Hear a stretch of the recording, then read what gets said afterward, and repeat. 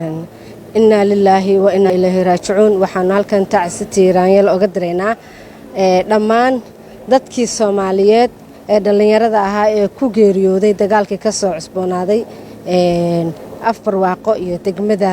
muxuu ahaa Tawfiiq waxaanu leenahay Ilaahay samriye iimaan ha ka siiyo Ilaahay qabrigooda ha u waasiciyo waxaanu baaq nabadeed u direynaa bulsho weynta ku dhaqan deegaankaas labada dawlad goboleed ee Puntland iyo Galmudug culimada diinka waxgaradka odayaasha iyo cuqaasha waxaanu leenahay waa in halka la geeyaa muxuu ahaa gurmad ku salaysan muxuu ahaa nabadeen arintaasna aslaax laga sameeyaa waxaan muxuu ahaa ka xunahay in maaragtay iyada oo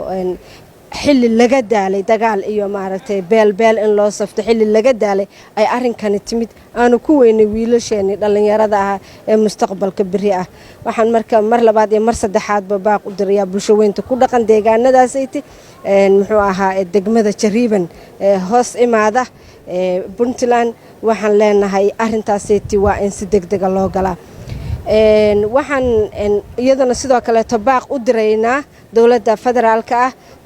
oo maaragtay ay ahayd inay ciidamo dhaxdhaxaad ah oo laga sameeyay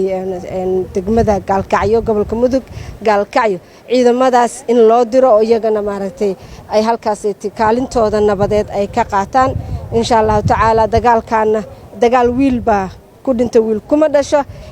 dil faa'iido ma keeno waa in nabada dhankeeda loo leexdaa muxuu ahaa beelaha aanu kala go'aynin isma hurtada ahna aysa is halaynin wassalaamu calaykum waraxmatullaahi tacaala wa barakaatuh